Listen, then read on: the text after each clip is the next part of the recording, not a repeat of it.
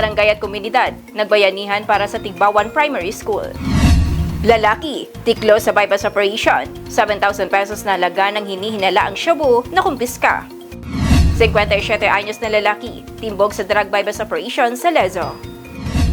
Yakap Cancer Screening, magbubukas ng libreng access sa early detection services sa Aklan. Working Training Hall sa Numancia, pinasinayaan at itinurn over.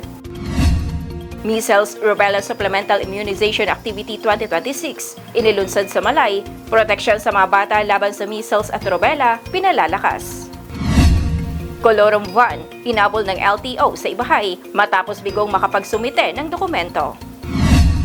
Philippine Army at Barangay, nagtulungan para sa seguridad sa poblasyon Kalibo. Babae na card collector, natagpo ang patay sa Isabel Leyte, kliyente, arestado. 473 barangay sa Capiz, natanggap na ang tig 200,000 pesos na ayuda mula sa bawat barangay makikinabang program. Financial assistance, ipinamahagi sa mga pamilyang naapektuhan ng habagat sa Iloilo City. 7.2 trillion pesos na pabansang budget para sa 2027, isinumite kay Pangulong Bongbong Marcos.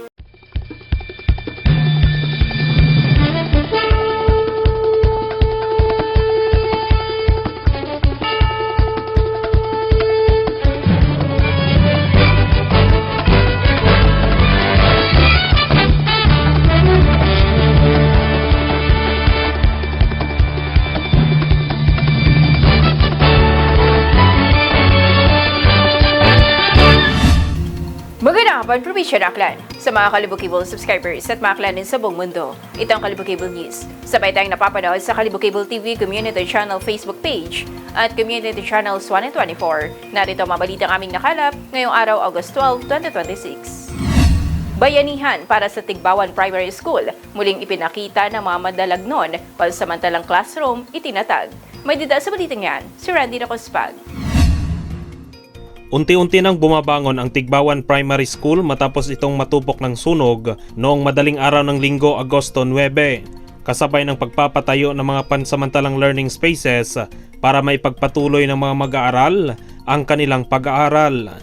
Malaking bahagi ng pagsisikap na ito ang naging ambag ng Barangay Council ng Tigbawan na agad umaksyon at nanguna sa konstruksyon at paghahanda ng temporary learning spaces sa pamamagitan ng kanilang aktibong koordinasyon at pagtutulungan kasama ang paaralan, distrito, mga magulang at iba pang katuwang na isagawa ang mga lugar kung saan maaari nang muling maupo, matuto at makapagpatuloy sa kanilang edukasyon ang mga mag-aaral.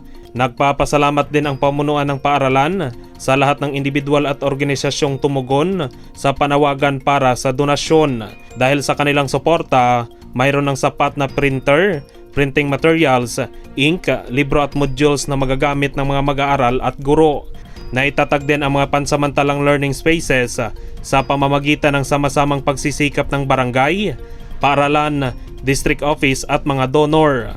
Sa ngayon, ang pangunahing pangangailangan ng paaralan ay standpans upang maging komportable at mas angkop ang mga temporary learning spaces para sa mga mag-aaral at guro. Patuloy naman ang panawagan ng Tigbawan Primary School sa mga nais pang tumulong, kabilang ang mga education partners, pribadong individual, organisasyon at iba pang miyembro ng komunidad. Nagpaabot naman ng pasasalamat ang paaralan sa Barangay Council ng Tigbawan, mga kalapit na paaralan, education partners, mga magulang, guro, donor at lahat ng nagpaabot ng tulong. Sa kabila ng pagkasira ng paaralan dahil sa sunog, nanatiling buhay ang pag-asa at hangarin ng mga mag-aaral na makapagpatuloy sa kanilang pag-aaral. Randy Nacospag, Kalibo Cable News.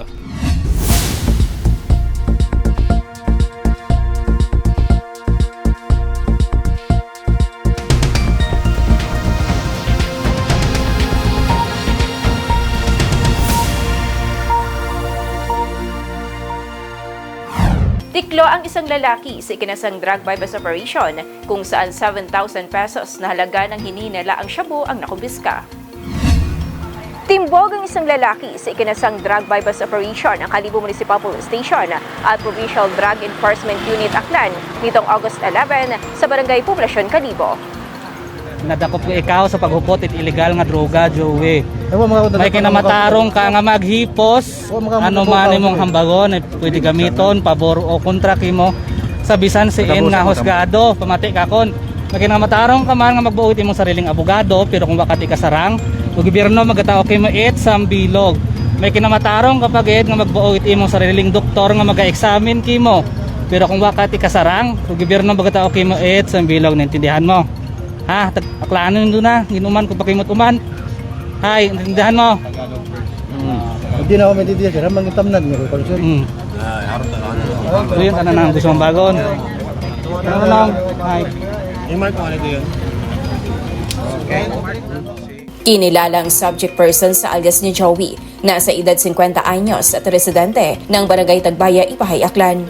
Nakumpiska mula sa suspect ang isang sachet na hinihinala ang shabu na tinatayang nagkakahalaga ng 7,000 pesos matapos umano itong mabili sa isinagawang operasyon. Isinagawang operasyon sa mismong harapan ng barangay hall ng poblasyon, ilang hakbang lamang mula sa gusali. Ayon sa mga otoridad, umano'y aktibo sa pagbebenta ng illegal na droga sa kalibang suspect at kabilang umano sa mga parokyano nito ang ilang menor de edad.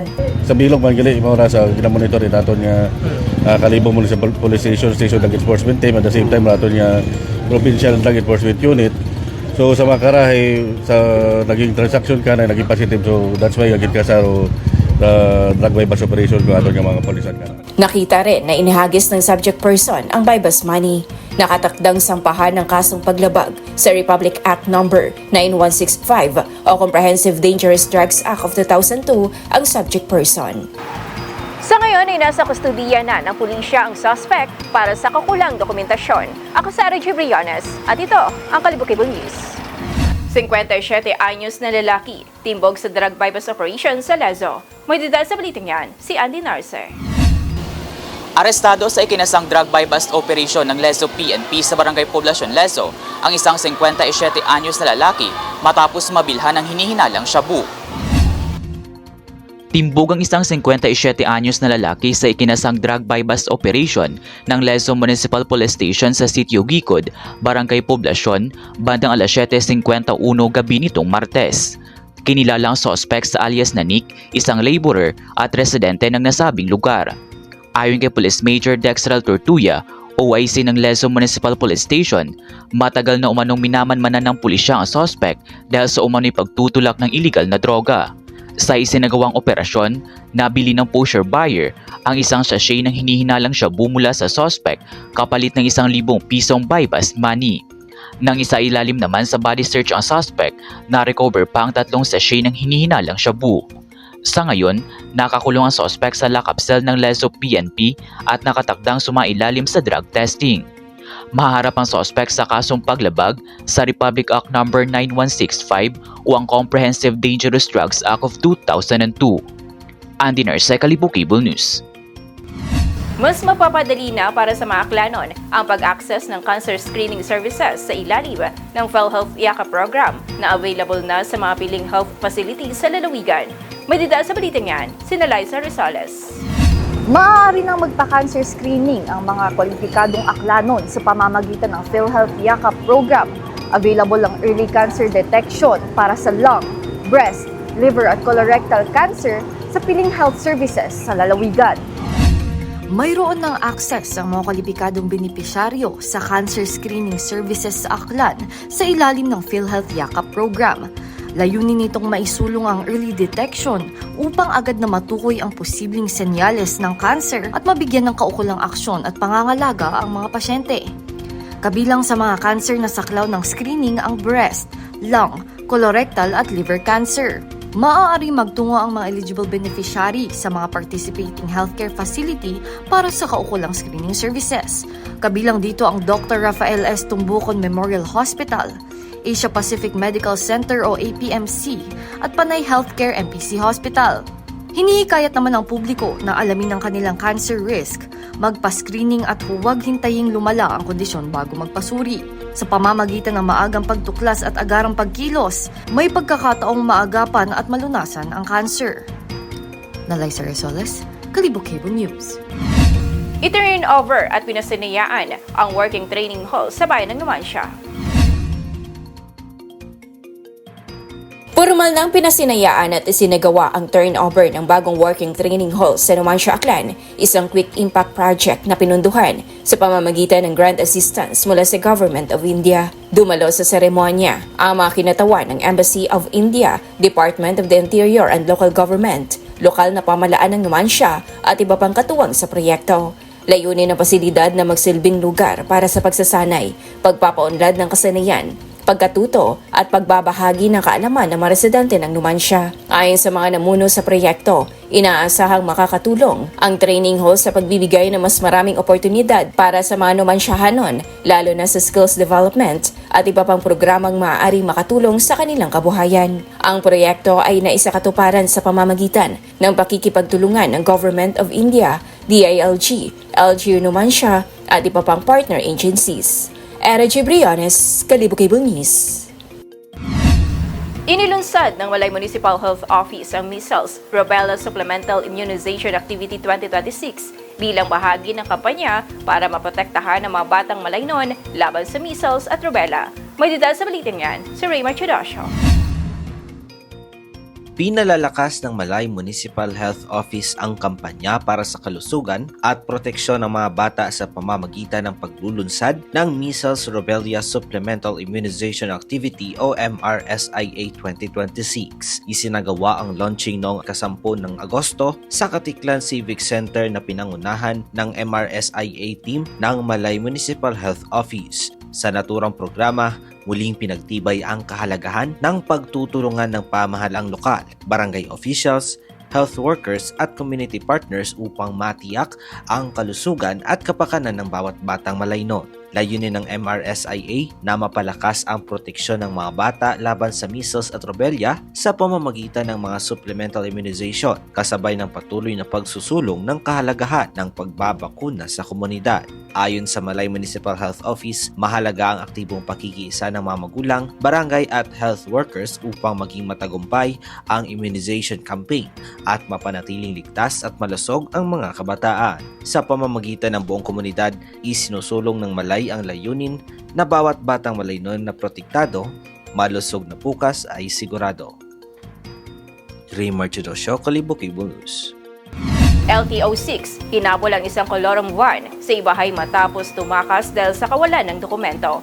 May detalye sa balitang yan, si Jerome Rosales. Impound ang isang kolorong van sa ibahay matapos bigong makapagbigay ng kinakailangang dokumento sa LTO-6. Napag-alaman na walang legal na prangkisa ang sasakyan para mag-operate bilang pampasaherong van. Nasabat ng Land Transportation Office o Region 6 ang isang kolorong van na iligal na nagkakarga ng pasahero sa Ibahay, Aklan nitong Lunes, August 10. Namataan ng van sa harap ng Ibahay Public Market habang nagpapasakay ng mga pasahero. Nang lalapitan ito ng mga enforcer para sa inspeksyon at hinga ng mga dokumento, bigla umanong tumakas ang driver.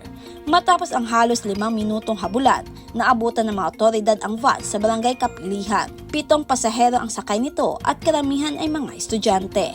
Napag-alaman na wala umanong prangkisa ang driver para mag-operate bilang pampasaherong sasakyan sa rotang Ibahay-Nabas Katiklan, kaya agad itong na-impound. Ayon kay LTO-6 Regional Director Attorney Giduspan II, hindi magpapapigil sa masamang panahon ang kanilang operasyon laban sa mga kuluro. Tiniyak ni Giduspan na itutuloy ng LTO-6 ang pagsasagawa ng enforcement operation kontra sa mga iligal na pampasahero sasakyan sa Western Visayas, ulan man o araw. Samantala, umabot na sa 160 kolorom na sasakyan ang nasabat ng LTO-6 sa Western Visayas mula Enero bilang bahagi ng pinapaigting na kampanya laban sa iligal na transportasyon.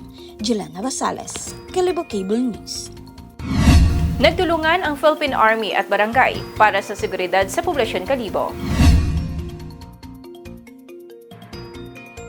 Pinalakas ng barangay poblasyon sa Kalibo, Aklan ang seguridad at peacekeeping efforts sa pakikipagtulungan ng Philippine Army. Nakibahagi ang mga tauhan ng 82nd Infantry Battalion sa regular na pagpapatrolya ng Barangay Peacekeeping Action Team sa loob ng barangay. Bahagi ito ng programang Strengthening Communities for Sustainable Peace na naglalayong mapanatili ang kapayapaan at seguridad sa komunidad. Kabilang din sa programa ang Sustainable Livelihood Program para sa mga urban poor, katuwang ang Department of Labor and Employment. Ito na ang ikatlong pagkakataon na nakipag-ugnayan ng Philippine Army sa Barangay Council ng poblasyon kaugnay ng naturang programa. Patuloy naman ang koordinasyon ng barangay at Philippine Army upang mapanatili ang seguridad, kapayapaan at kaayusan sa lugar. Era J. Briones, Kalibo-Cable News.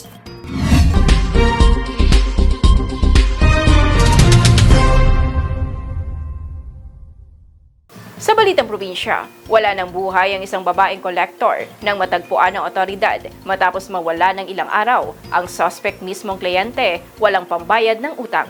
May detalye sa balitang yan, si Randy Nacospag. Natagpo ang wala ng buhay ang isang babaeng kolektor ng card branch sa Isabel, Leyte. Ilang araw matapos siyang huling makitang nagsasagawa ng pangongolekta ng hulog mula sa mga kliyente. Kinilala ang biktima na si Jane Brigilio, residente ng Matag-Ob, Leyte. Natagpuan ang kanyang bangkay sa bahagi ng sitio Ilaya, Barangay Matlang, Isabel, Leyte noong hapon ng Agosto 9.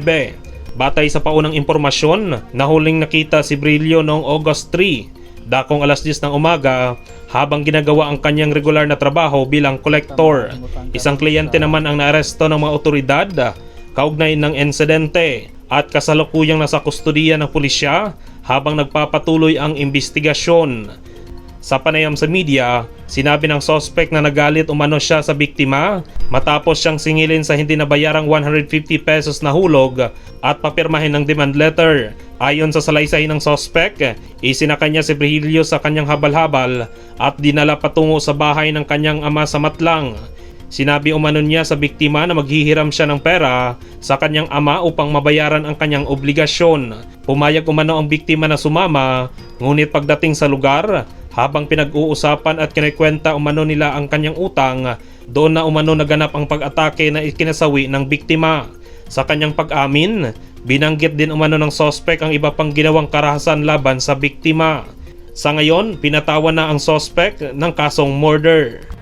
Randy Nacospag, Kalibo-Cable News.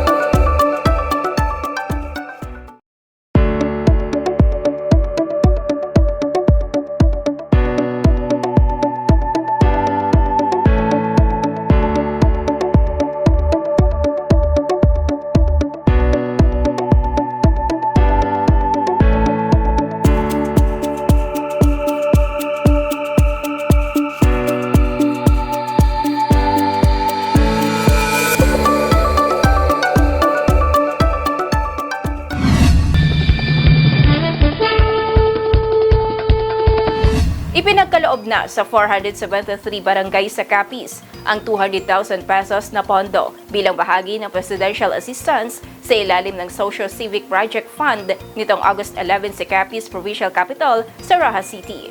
May detalye sa balitang yan, si Mary Ann Solis. Nakatanggap ng tig 200,000 pisong ayuda mula sa bawat barangay makikinabang program ang 473 barangay sa probinsya ng Capiz nitong Agosto 11 sa Capiz Provincial Capital sa Rojas City. Layunin ng programa na matulungan ng mga barangay sa pagpapatupad ng mga proyektong direktang mapapakinabangan ng kanilang mga residente.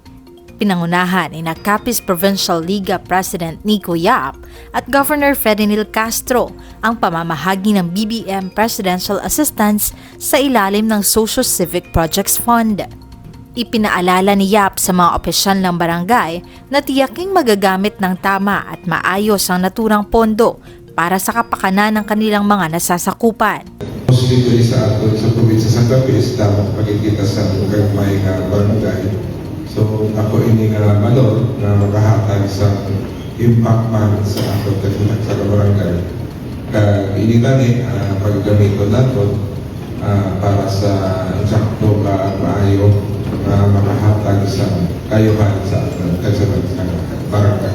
Sa kabuang 200,000 piso, 100,000 piso ang ilalaan para sa scholarship o educational assistance ng 5 kwalipikadong graduating college students, habang ang natitirang 100,000 piso ay gagamitin para sa mga proyekto ng barangay. Ining bulig pagagamiton namon sa among proyekto sa bilang pagpatindog sang among solar system sa among barangay, kag ang santunga nga 100,000 pagagamiton paagi sa paghatag sang bulig sa mga 5 ka scholars ang aton barangay. Matatandaang inanunsyo ni Pangulong Bongbong Marcos sa kanyang pagbisita sa Roxas City noong Abril 27 na makakatanggap ang bawat barangay sa buong bansa ng 200,000 pesos. Mula dito sa probinsya ng Capiz, Mary Ann Solis, Kalibo Cable News. Matagumpay na ipamahagi ng Iloilo City Government ang financial assistance para sa mga pamilyang naapektuhan ng habagat sa Iloilo City. Magdidaan sa balitang yan, si Nicole Sumawang.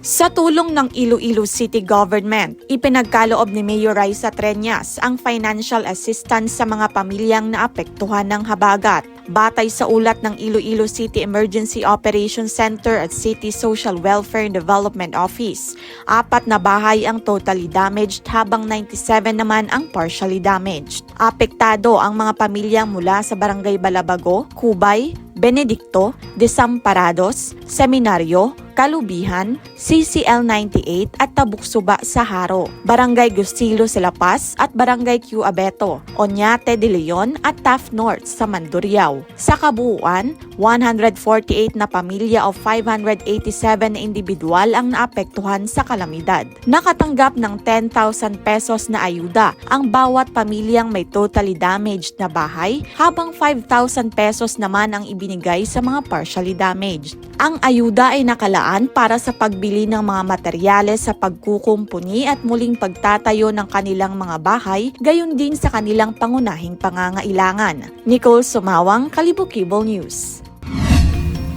Department of Budget and Management isinumite ang panukalang 7.2 trillion pesos na pambansang budget para sa 2027. Magdidaan sa balitang yan, si Julian Rosales.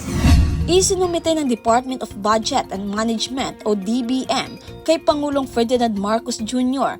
ang panukalang 7.2 trilyong pambansang budget para sa taong 2027. Formal na iniharap ni DBM Acting Secretary Kim Robert De Leon ang Fiscal Year 2027 National Expenditure Program o NEP sa Malacanang noong August 10. Nakasentro ang panukalang budget sa temang People-Centered Growth for an Inclusive and Resilient Future na nakatuon sa edukasyon, kalusugan, kabuhayan, seguridad at pagpapalakas ng mga komunidad. Ayon sa DBM, layo ng panukalang budget na maghatid ng mas mabuting serbisyong publiko at mas maraming oportunidad para sa mga Pilipino. Isinumite sa Kongreso ang Fiscal Year 2027 National Expenditure Program nitong August 11 para simulan ang susunod na hakbang sa proseso ng pagpapasa sa pambansang budget.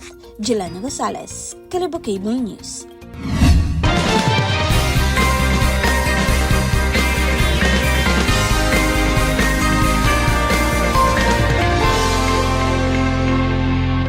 Ngayon naman, alamin natin ang lagay ng panahon sa probinsya ng Aklan. Sa Western Visayas, may ulat si Maria Edith Lunar Silvestre mula sa Iloilo Doppler Radar Station, Pag-asa, Visayas.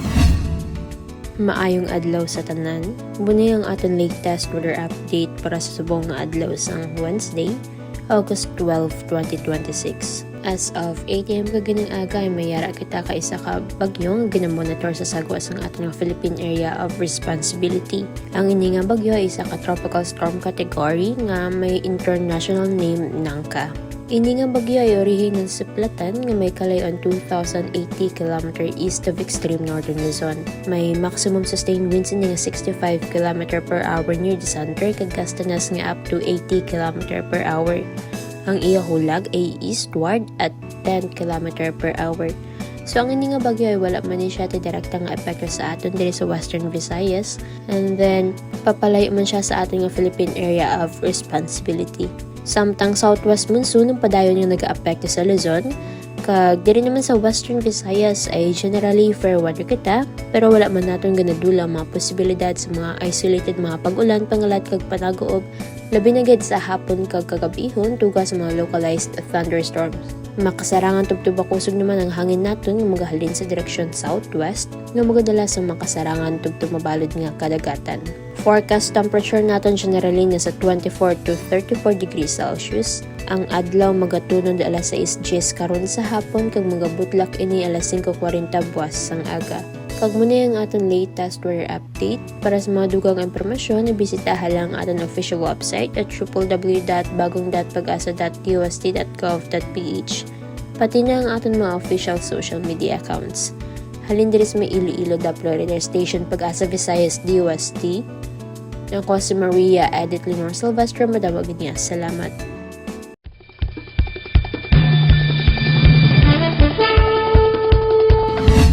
At yan ang mga balitang nakalap ngayong araw. Maraming salamat sa inyong panonood. Ito sa Radyo Briones at ito ang Kalibo Cable News.